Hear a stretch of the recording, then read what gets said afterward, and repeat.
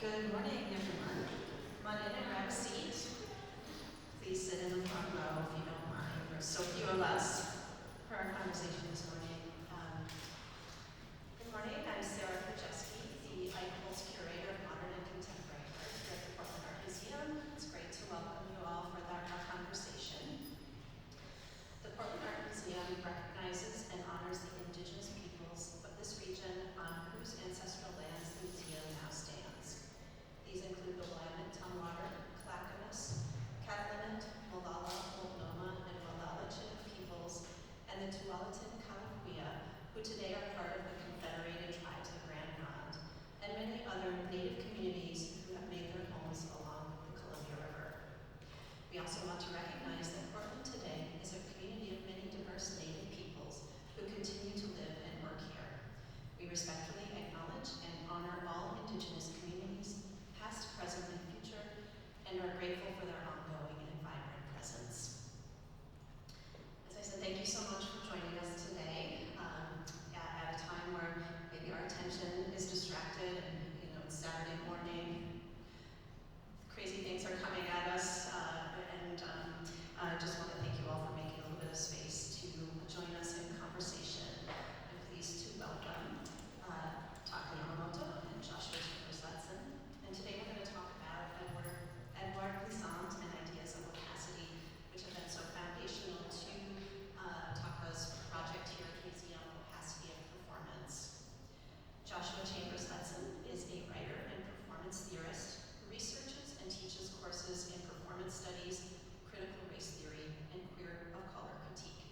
He is professor of performance studies at Northwestern University and currently a visiting professor of theater and performance studies at Yale University.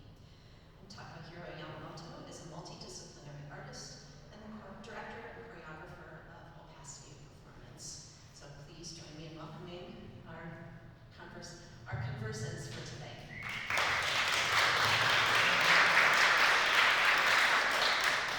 Thank you so much for coming.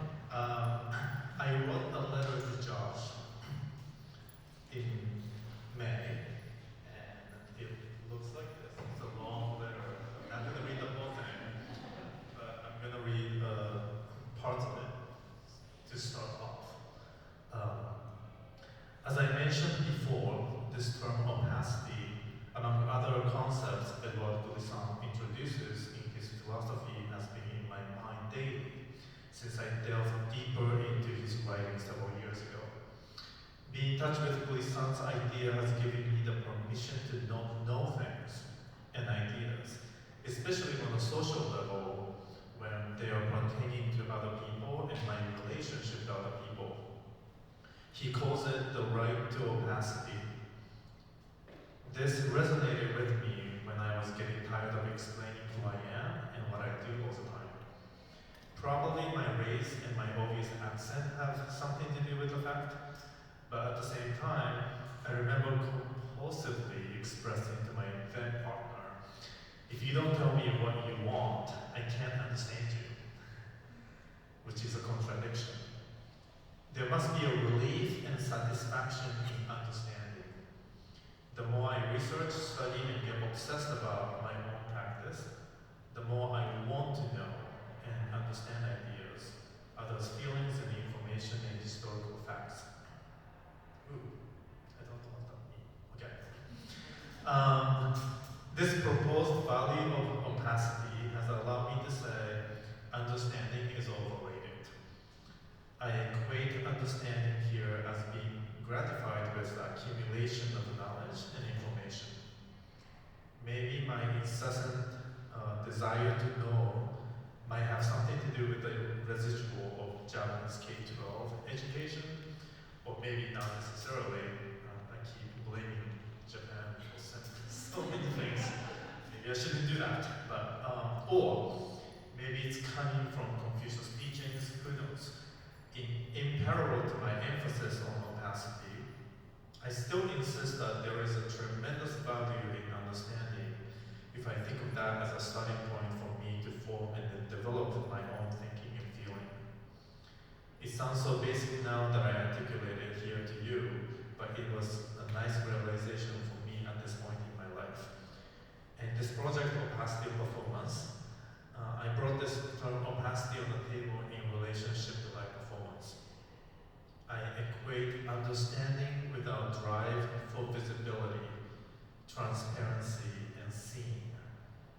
My questions at the conception of this project in 2017 are, why do I want to perform in front of people? The need for validation or boosting of my ego? And why do I invite other people, other performers in my work to be viewed by the strangers when the gaze from others have been contentious factor in our current social life, from male gaze to racial profiling? How does it feel to perform not in front of people? Those are the questions. And studying from these questions, I wanted to see if I, as a performer and a social being, have any agency how I can be seen from others, or how I can be hidden from others. Of course, fleeing and leaving the space is the most effective and obvious choice, to not be seen. But I wanted to see if I can disappear without leaving the space, and if there's any power in me to stop others to unsolicitedly erase me. And I propose that opacity and ambiguity as a tool to attract, direct, and yield attention in space. Wow. I haven't read this one. That's what I wrote last month. I thought this would give kind of a starting point for us to talk about together. And I wanted to talk to Josh because I keep telling you that I fell in love with Josh when I was reading his book, and I was like, oh my god, this person. And also, we've become such a good time getting to know each other, and it's so nice. So I wanted to have a public space where we can have a conversation about this, and also have an excuse to just bring him over here. So that's the context. Yeah. How you feeling? Feeling good. We were last night we had a dinner to sit down and talk through and sort of come up with a grand plan for how we were going to use this space and time. And instead, we ended up kind of having a conversation about opacity and about the work. And then at the end of the dinner, I was like, oh, we didn't really come up with a plan. And Taka was like, yeah, that's fine. That's fine. So so I think to some extent, this conversation is an extension of now multiple conversations that we've been having in preparation for this, and sort of opening it out and bringing you into that conversation. But we did think that it might be helpful to give a little bit of background on Lisant, who is the figure that was inspiring a lot of your thinking. So maybe I'll take just a minute or two to talk a little bit about that work, and then we can sort of begin a dialogue back and forth. So the notion of opacity that Taka has been working with is elaborated on in a book by Bart Lisant titled The Poetics of Relation. And Lisant is a really prominent 20th and early 21st century thinker, born in Martinique,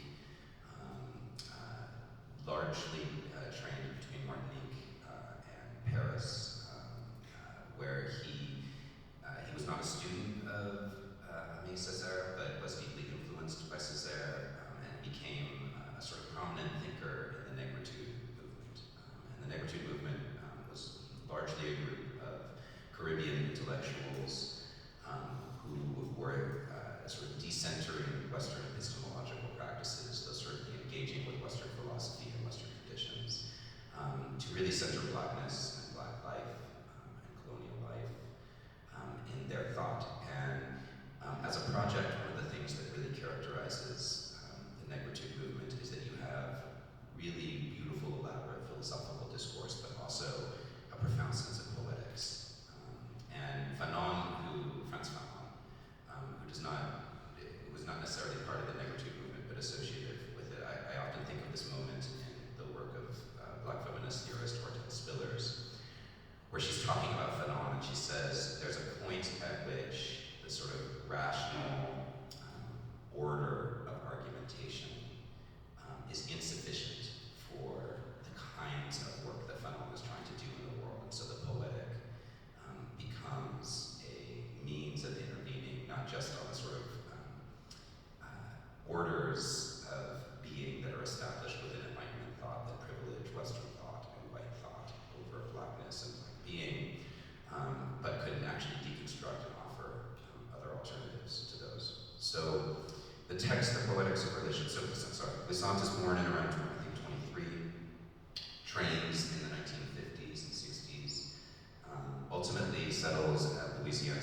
University before moving to the Grad Center at CUNY, where he teaches for most of his life, and then he dies in Paris in his 80s in 2011.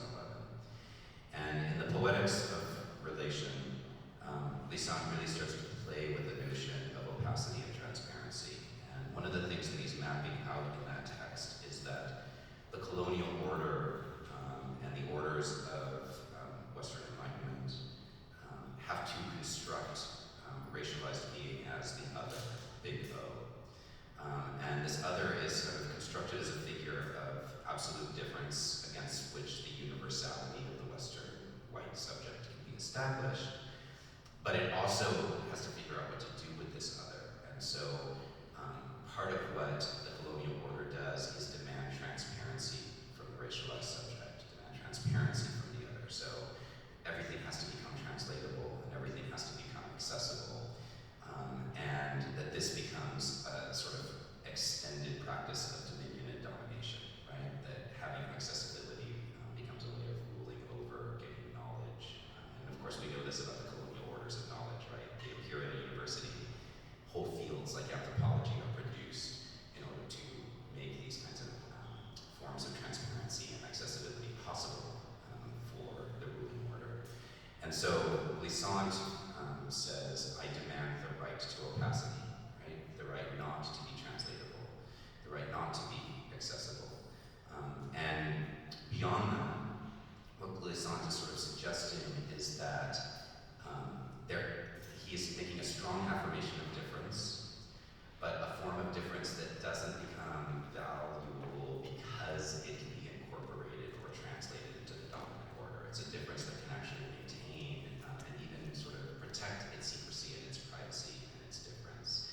And he asks us to kind of imagine a world in which difference could live in relation without always having to be accessible and translatable, right? And so this notion of opacity has been really impactful and influential in a range of aesthetic and intellectual practices since.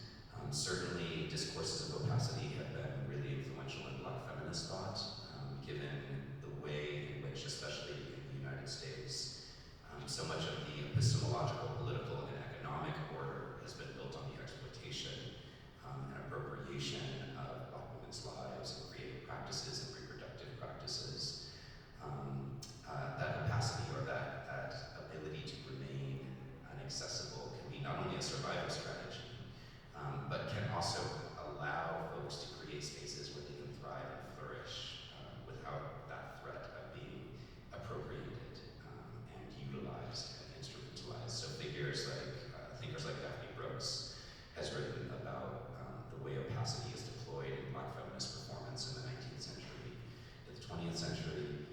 Not engaging with Glissant, but a figure like Darlene Clark Hine has written about practices of dissemblance amongst Black women, specifically in relationship to cultures and traditions of sexual violence, but that the act of dissembling becomes a way of protecting oneself and protecting a kind of, if not interiority, sort of realm of the self that can't be accessed. And so that's the sort of intellectual background that's structuring some of this conversation. I think from there we can think about how this piece engages that. I have a question for you. Okay, yeah. The not being accessible and translatable, I love that. I personally treasure that space for myself, but I also know that that often trigger fear for other people because they don't have access to it. And what I'm learning from this project and also in daily life is how to accept not having access, how to accept not knowing something. Because when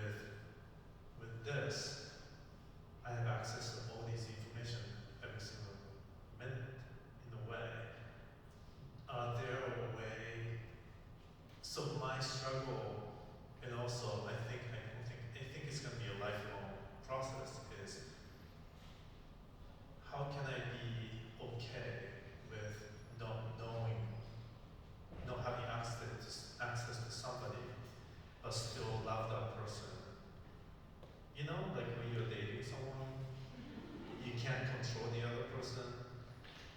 You don't know what the other person is thinking about, but I still really love that person. You know, like that acceptance is, yeah. And that's the big question that I have. Let's make that question even thornier. Oh! Yeah, it's like a little bit thornier. So, because and flip it a little bit, and also maybe ask.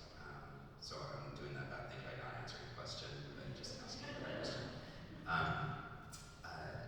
You know, how can one be okay with not having? So there's the question of how do I not have access, but also how can one be okay with not being accessible? And I think this is a real question for folks of color. You know, debates about representation are always really fraught. Right? On the one hand, we recognize that representation are often the stakes through which one achieves political enfranchisement, certainly in this country. But I think we also see that representation is often used as a kind of smoke screen to distract from political disenfranchisement, right? So we can say, you know, we have the first black woman in the vice presidency, which looks like a kind of narrative of progress at precisely the moment that the federal government, looking at you, Supreme Court, is carrying out policies that radically disenfranchise and affect black and brown women in you know, profoundly appalling ways. So, you know, on the one hand, representation and accessibility is that thing that you cannot not want. And then on the other hand, what does it mean to make a case for opacity and for not being accessible when that might also be a case for refusing to be a representative or to be sort of in the realm of representation? And you know, so this is not an answer, but I try to think of things in terms of tactics and strategy.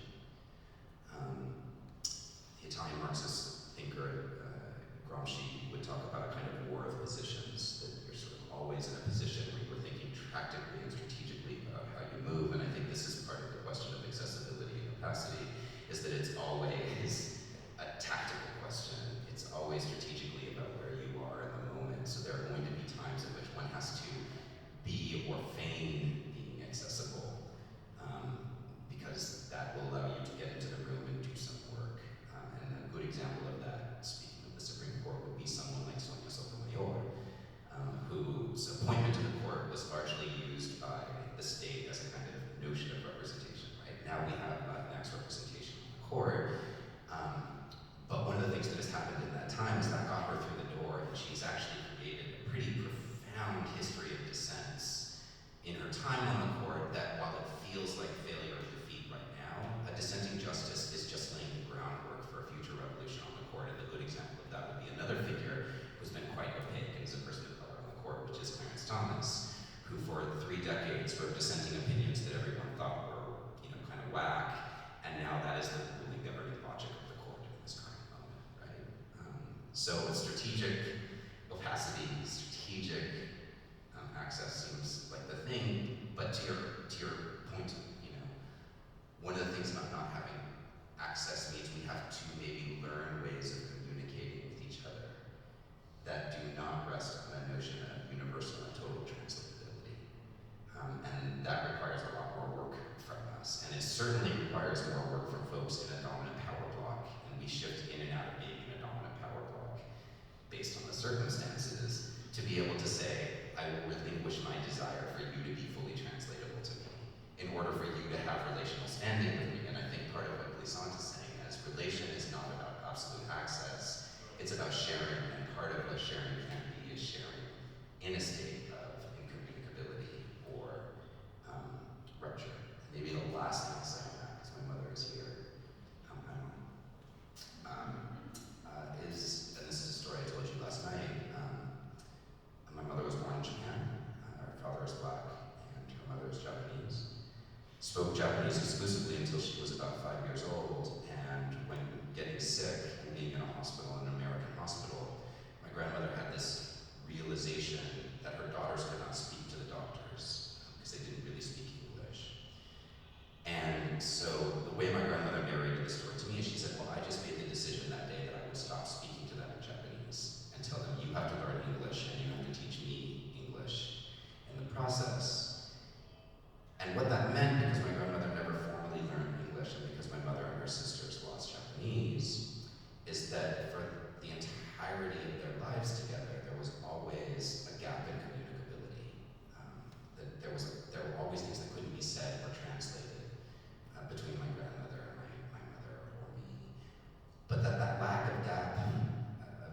complete translation was actually the grounds of a profound and deep and intimate and loving relation across generational differences, across racial differences, and even to your question last night, that my grandmother found a way to be loving and okay with me being queer and having two partners, even in the space of us being able to translate and explain everything, right? So there are spaces of opacity that can be profound sites of intimacy and care and relation and sharing that are not about absolute universal total access. Sorry, that was a very long one. Oh, that was beautiful. Wow, gonna need a minute to process that. Well, maybe I'll give you the minute by asking you a question. Yes, oh shit. Okay. Because you've done something in this piece which is to create a kind of material manifestation of opacity with these screens. So for those of you that had the profound pleasure of sitting in the performance and watching the performance, at various sequences the screens are pulled closed and you lose access to what is happening in the performance. And so my question would be, that impulse to put the question back to you, what is going on with that sort of refusal of access, or that refusal of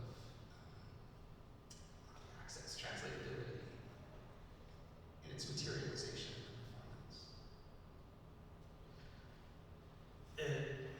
It sounds really bad, but it's almost like a social experiment. I wanted to see what dancers is gonna do if they can't see the viewer, if they can get the validation that they're not. I was wondering what the performance is gonna do if they're not being seen. I was wondering what the viewer is gonna do if they can't see it. Are they gonna duck down and look from below, or they just come through the curtain, or what are you gonna do? Is basically the experiment. I was curious about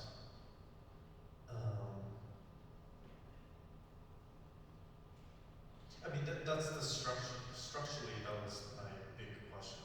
I was also interested in individual and collective. And the piece, if you see it, is very individual focus, and there's so much separation.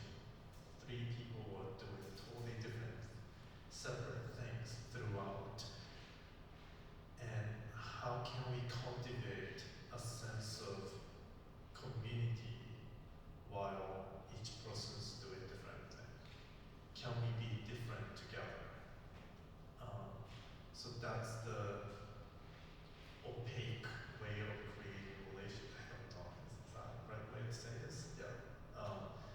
So that's another layer to it. So if the viewers can't see us, then can three of us be together and have the viewer of two at least be there? Yeah, did that answer the question? Let me throw another thing into that, which is something that you said to me last night that stood out is there are 10 dancers in the piece that cycle through, and Taka's one of the dancers, although not today. Right, not today. And I had never seen Taka move before yesterday. So last night at dinner, I was just like, you're just such a profoundly beautiful mover. Like, it's really arresting watching you move. And Taka said to me, well, my solo, each dancer has a separate solo. He said, my solo is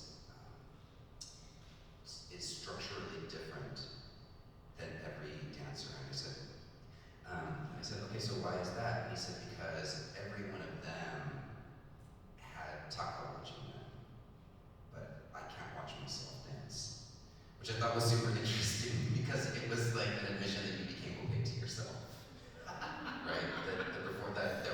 So I mean, maybe that's another thing to kind of riff on is your own placement in that you literally are not able to see yourself. It's true. And it's not the most comfortable place to be in. That's good. It's a discomfort. I hope so. I mean, I also not really good at self-reflection, so it's hard. But yeah. I mean, I'm also very critical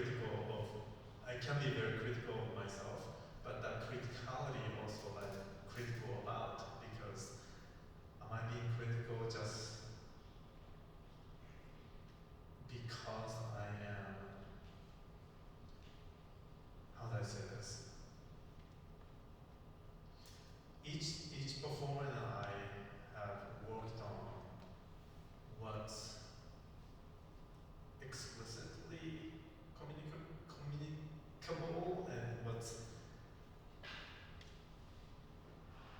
are we going for quality of a movement or are we going for a specific choreography? And what are the difference in qualities? And we have some reference into some of the movements. Do we want to show that to them or do you want to keep it to ourselves? So we play with visibility in that way, and opacity in that way. But when I work on myself, it still is very difficult to play with it because opacity is at the core of that relationship between Taga and Taga. I can't really, how do I say this? Yeah, I just miss Taga when I'm working on Taga. So it's what it's like I can't, there is no agency. I'm in the dark. I'm just playing in the dark. But I also videotape myself. And I can't really access what I see because video of Taga is not really the Taga itself. So I don't know what kind of energy I'm transmitting at the same time. And that energetic energy or the quality of, like live performances, that energy, that like visceral energy, that I can't really feel it. I don't have a point, but I feel like I'm just complaining. I'm not complaining. I like myself, it's fine. Yeah. I'm okay with not having access to it. We have a really good loophole here, which is like every time we're not making sense, we're being opaque. I know. But that actually, you did have a point. That did make a lot of sense. But I'm just saying for you, whenever you feel like, what are they talking about? Just be like, they're engaging. But that's also, that's what I've been thinking about recently. As much as I love Guishan, sometimes the idea of opacity can be used as an excuse for not understanding things. Or not, you can just use it so easily and say, oh, that's okay, it's okay. But if you don't have a drive to, how do I say, sometimes it's like, I feel like I'm just making excuse by using these ideas.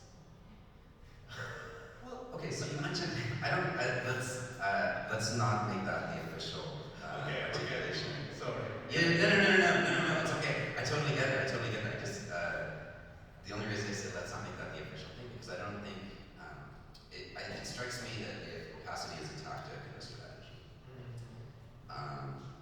you mentioned discomfort early, right? And I think, I'm going to speak universally, and I don't believe in universals, but in general, people tend to avoid discomfort. Except in relationship to the aesthetic. We have a sort of profound capacity to sit with difficulty and discomfort in the aesthetic scenario that we will often not tolerate in all sorts of other types of scenarios. So, in our relationships, when things get uncomfortable, we often revert to acting messy rather than sort of be present to the discomfort of a disjuncture or a lack of communicability between partners. And that thing that you said about wanting your partner to be translatable.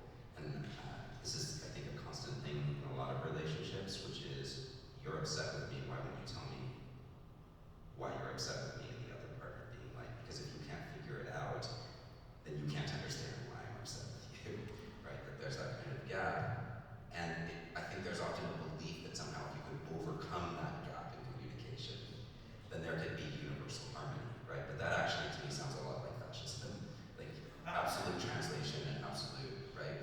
But the second thing that undercuts is the capacity for us to not know ourselves.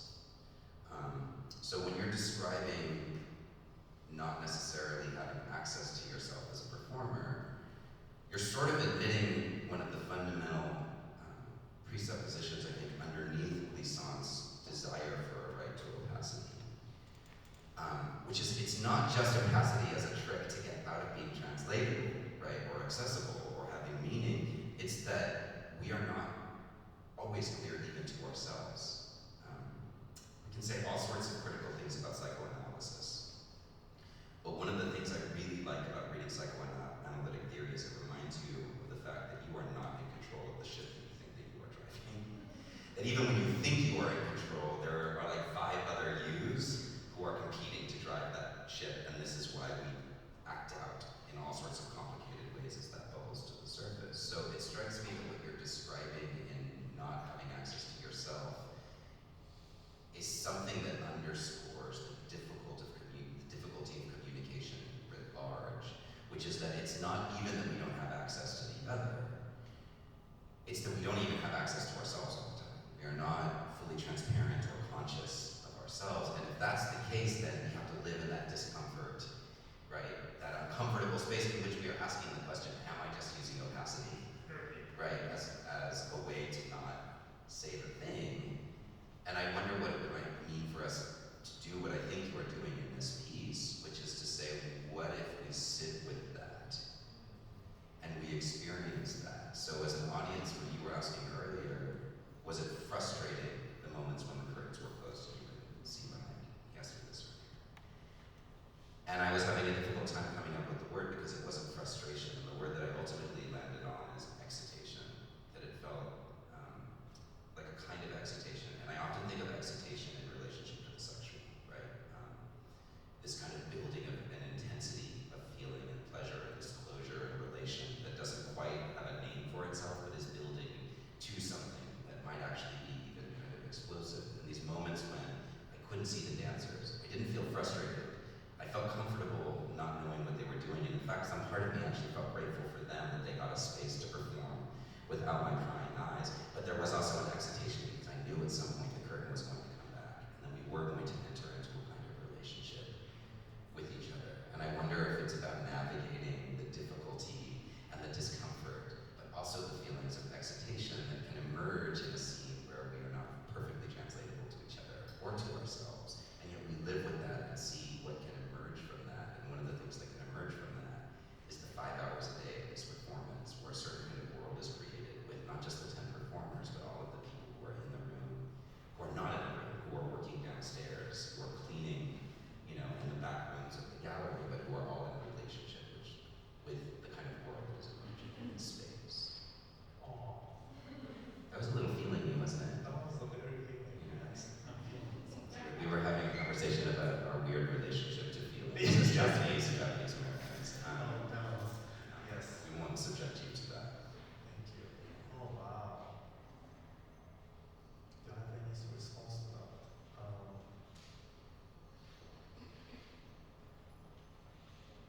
Yeah.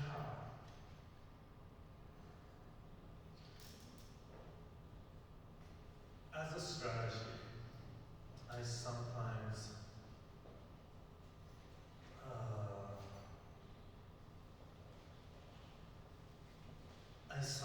realize that I am making myself accessible to me by naming things and say, oh, great, I am angry. And actually, I don't think it's that simple of just what angry. It's a lot deeper than anger. But sometimes just like, I just name things to translate what this deep, mysterious thing that's happening in me, and I just work to it. And there's some relief, and also it's like unsatisfying relief that comes with it With being able to name the thing. when I name things, because it's not really, but I put a name on it, so it's okay. Let's move on or something. It's like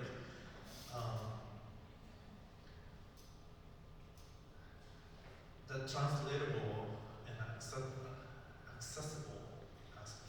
That aspect,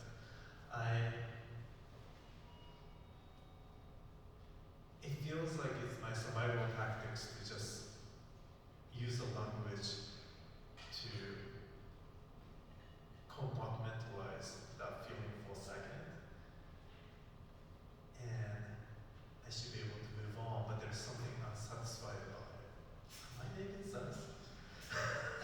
I mean, I think to some extent you're pointing to the limits of language, which gets us back to part of Glissant's sort of point, is that desire for translation is a somewhat violent desire, because it's asking for something that is this to be mapped neatly onto this, and they're two different things, right?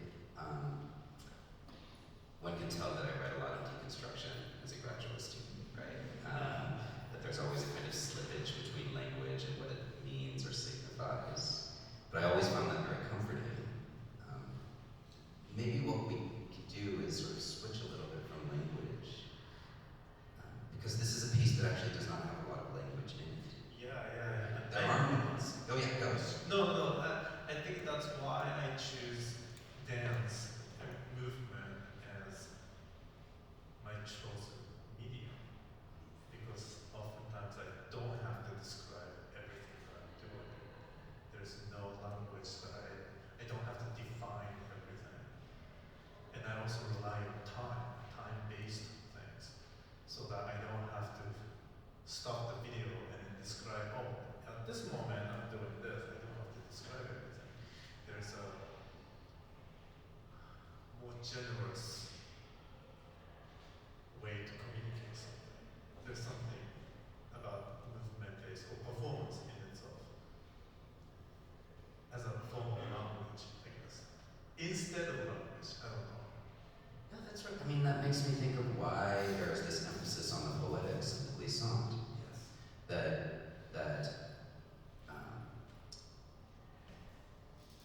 I'm very dumb when it comes to poetry. Like, just, oh yeah. Like, when I try to read poetry, I'm like, why is there so much blank space on the page? They're not telling me what this means, and I don't know what to do with it. It means I get really anxious, right? But I really like dense philosophy, which is oftentimes no more accessible than poetry, right? Like, poetry is oftentimes more economic. I mean, there's different modes of poetry, but both turn to a kind of abstraction of language and the organization of language in order to try to communicate the incommunicable, or at least allow us to see the idea of that which cannot be communicated or is incommunicable. So I think the emphasis on poetics in Glissant's thought is precisely that. Rather than trying to use language to give a precise translation of the thing, poetics gives a playing field in which, when you come into relation with the poetics, you can engage in the practice of making meaning together, right, and producing meaning together. And one could translate poetics into the aesthetic or into dance in this framework. So maybe this is a good time to talk about one of the things we did say we would talk about Yes. in our not planning session, which is the other term in the title. So we've been sort of lingering on opacity for a minute, but performance.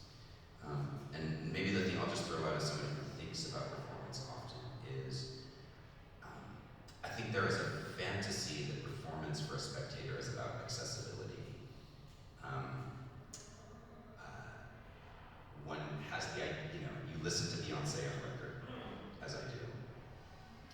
And then there is this fantasy that when you go to the concert, you get access to the performer. So there's something about liveness that gives you a kind of access. But your title suggests that performance is not actually about accessibility or translatability, but is about opacity. So maybe that's the next place to go. So what is that?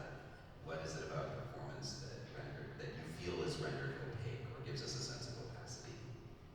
And how might we think about that in relationship to our desire for performance to be accessible, for the life to be something that's accessible?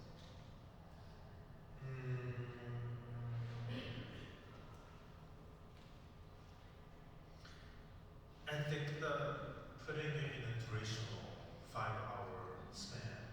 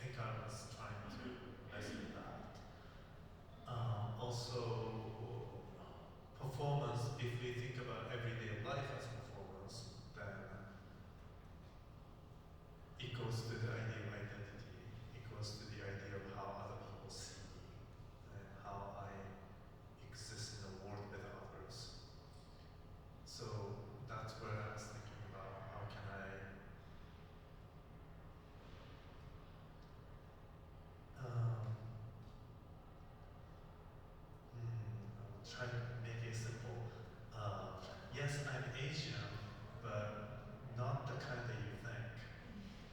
You know, like, yes, I'm Asian, but I'm also more than that.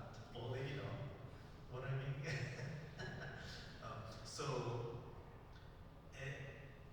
I wanted to have a three-dimension depth to performance rather than looking at the screen in a two-dimensional relationship with the performance. And the dramaturg Ben was talking about, what's interesting about this piece is that we literally put proscenium in the museum. There is a specific directional relationship with viewer. And I also wanted to put that structure in it so that we can actually mess with it. Oh, I guess. Yeah, no, it does. Let's we can riff more on that. Thank you.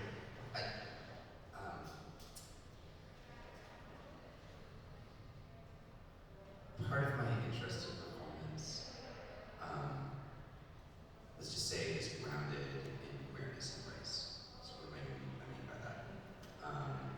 I grew up in Fort Collins, Colorado. I don't know if any of you have ever been to Fort Collins, Colorado. There's somebody's been to Fort Collins, Colorado. It's like, no one's ever been to Fort Collins, Colorado. Everybody's always like, that must have been a military town. And I'm like, no, it was a colonial fort in the 19th century, which just works. It's just sort of part of the enterprise of the American Empire. But now it's just kind of a small town near the Wyoming border. Not a particularly good place for Black and Asian folk to be in. And this is the 1990s, 1980s. It's a particularly rough place to be queer in. So as a kid, performance was like if the world around you was deadening and kind of suffocating you, performance could give you a space that you could go into, a kind of otherwise space. So not unlike a lot of queer kids in rural towns, like I was like a theater nerd, right? And it's odd when I think back at the musicals that my school was doing, that they only ever cast me in the racialized roles in, right? So they did Guys and Dolls, and I got to be Cuban Dancer 1.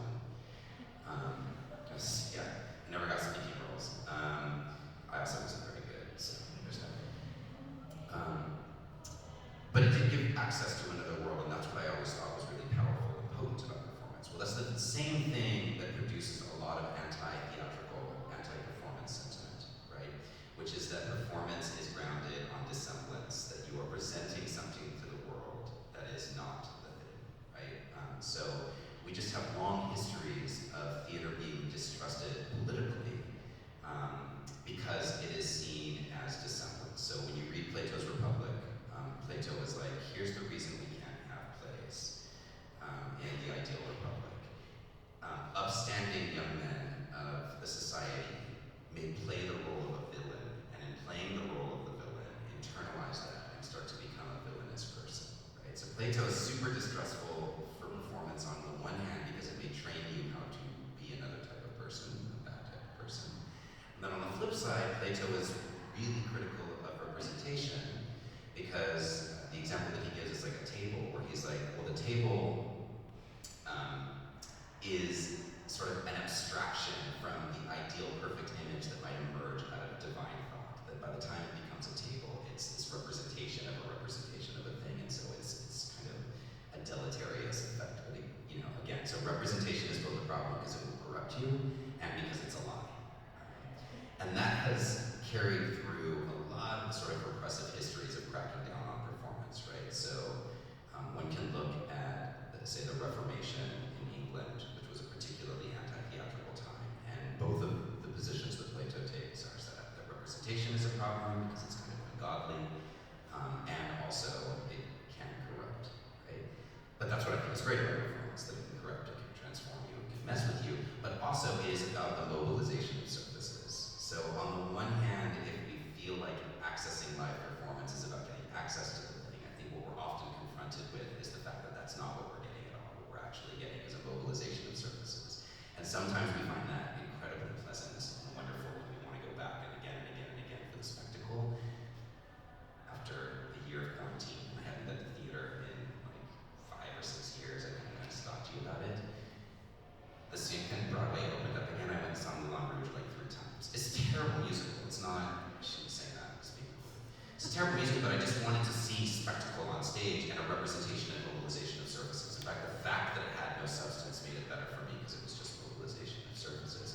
part of what you're describing here is that performance can be one of those spaces where we can live in that ambiguous territory, right? Where there is something that is sincere that is being worked through by the performers and by you, but precisely because we're already in a sort of hall of mirrors, we can also suspend our desire for whatever that sincere thing that's being worked through to be immediately accessible and graspable for the performer or the audience member, and instead exist in a kind of ambiguous space where just the nowness of the relation that is producing the performance in the moment becomes the thing, right? So it's like, it's less, I get it, which is something that people will often say in relationship to art. In fact, especially given the way that art is tied to class hierarchy, people will often feel closed out because they'll say, I don't get it, right? And my response often to students is, no, what if instead of getting it, you were just with it, and you just experienced it? And I think this is something I hear you describing, is that performance can be just the experience of being with the thing,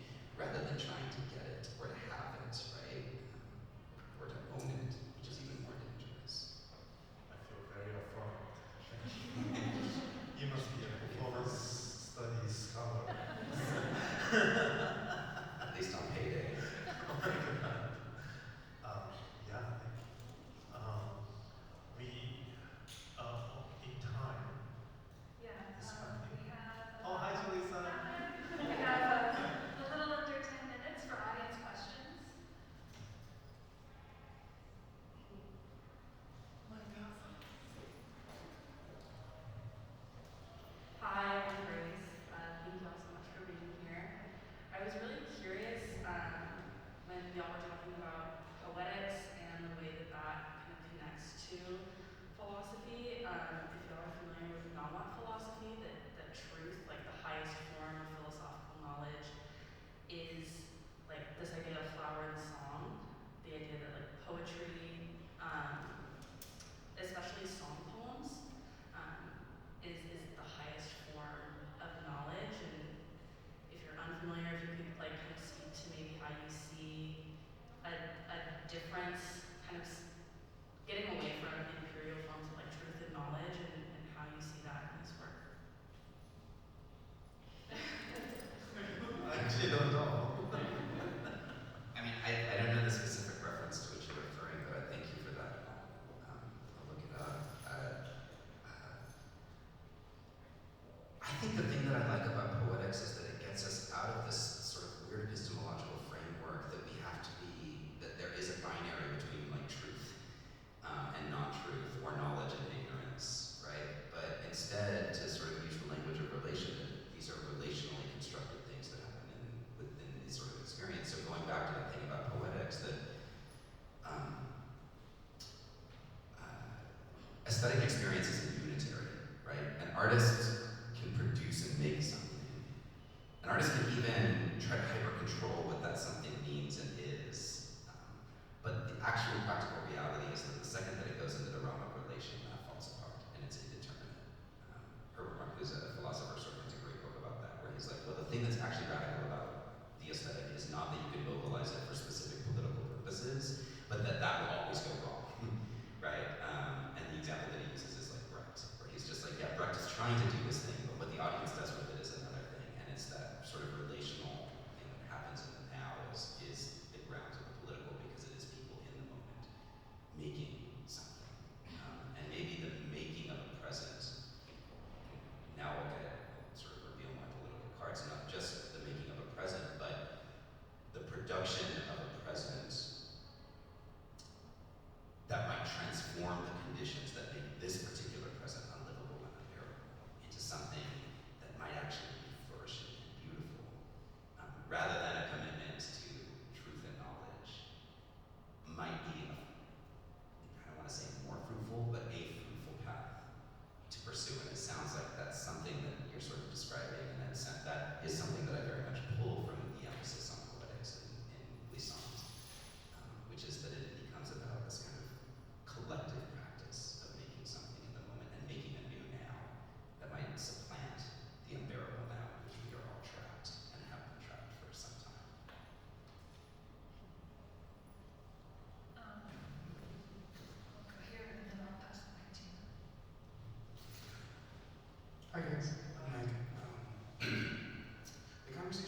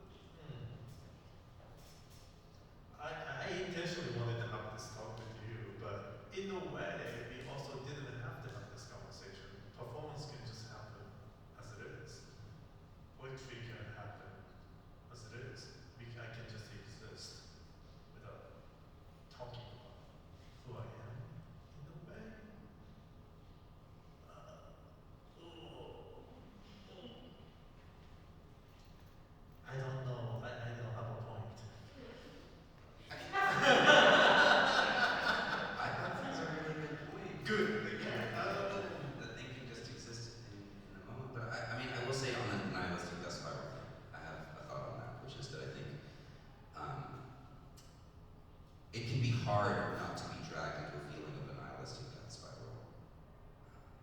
Certainly in this political moment, and by this political moment, I'm not talking about 2022 or even 2020. I'm talking about like the last 600 years of the violence of colonialism and racial hierarchy. It strikes me that your note on the gradient is what's useful there. And that goes back to what we were sort of discussing earlier about strategy. And it's also something that I see expressed in the performers themselves, which is that the thing that might save us from nihilism is maybe not the belief that there is a kind of emancipatory moment where some kind of rupture happens and all of this is corrected, that the last 600 years of violence are repaired, but rather, if we allow ourselves to commit ourselves to an unending and oftentimes exhausting process of working on that gradient, constantly shifting, constantly moving,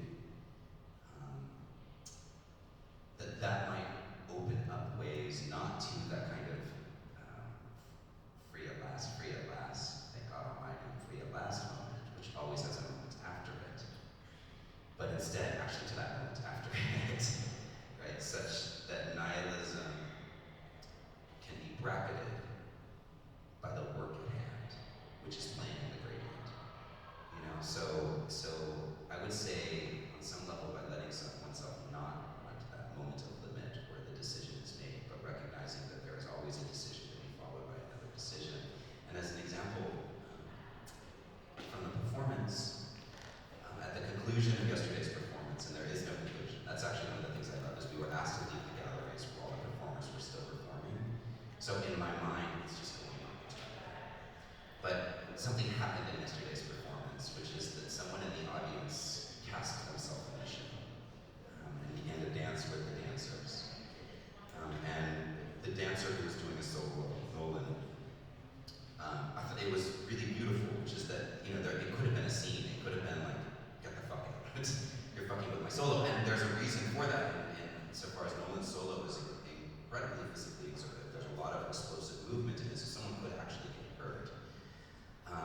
And the dancer went over and just gently sort of said to the person who had invited themselves up onto the stage, I don't know what they said, but it was something that encouraged the person to move that immediate space, right? So instead of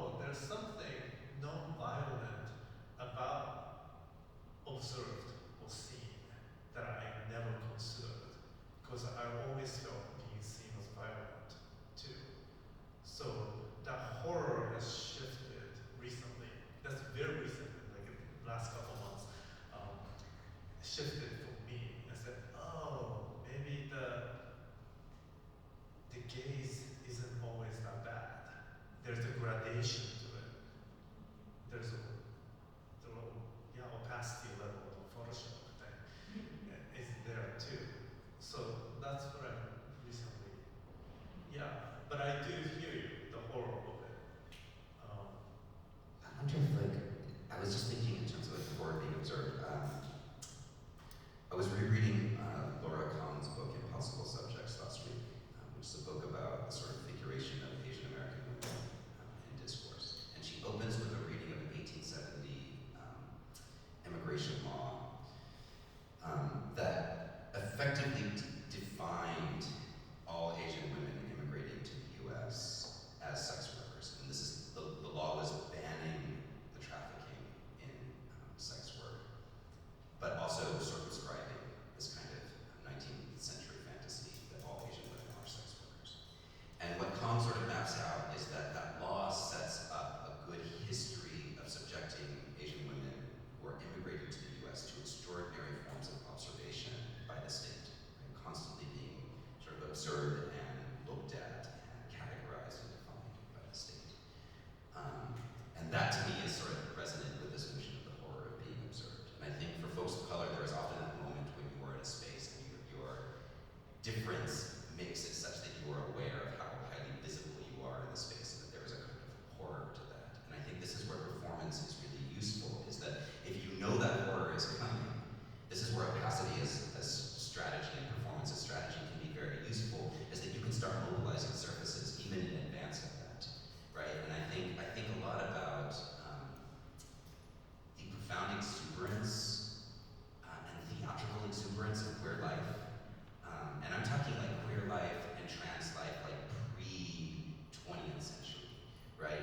That when queer life was deeply criminalized by the state, and the forms of queer sociality actually justify the state's production of things like vice squads, right? And not just queer sociality, black sociality, right? In the Harlem Renaissance, all of these clubs like the Cotton Club, the other side to these spaces was that it created massive vice squads where like the police were sending in people categorizing all of the behavior that was being done, but that the response to that was not to actually render oneself invisible, but to actually become more excessively theatrical and performative.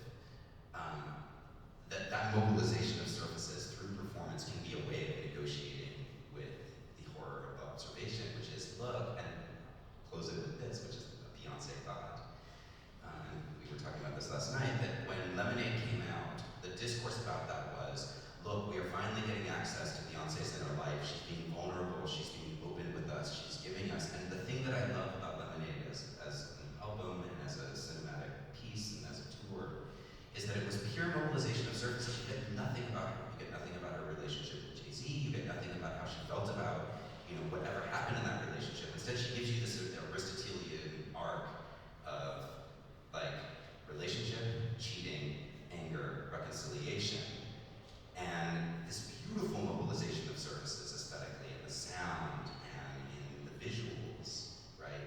That actually continue to protect her from a public that wants to know. And that's a pretty extraordinary feat for a celebrity, for a celebrity. And granted, she has millions of dollars to pull that off. We don't all have that. But I think the mobilization of surfaces as a way of negotiating strategically, working on that gradation, you know you're going to be observed, you know it may be a horror, and so you can use performance as a way to navigate that, to create enclosures for yourself and for your people, to sort of survive within, to live another day. And then on the day when you want to be seen, on the terms that you want to be seen, to the people that you want to be seen, you might come out and say, okay, look at me now, right? And there might be something vulnerable and terrifying about that, but there might also be some kind of release or otherwise way of being that emerges out of that.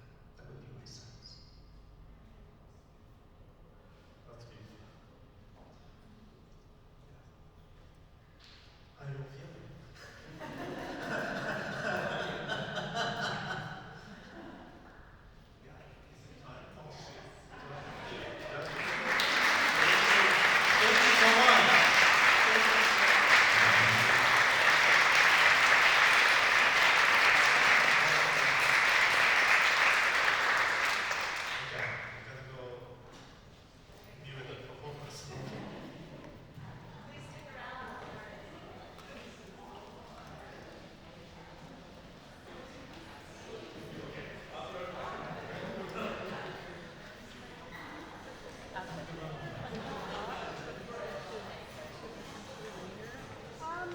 Yeah.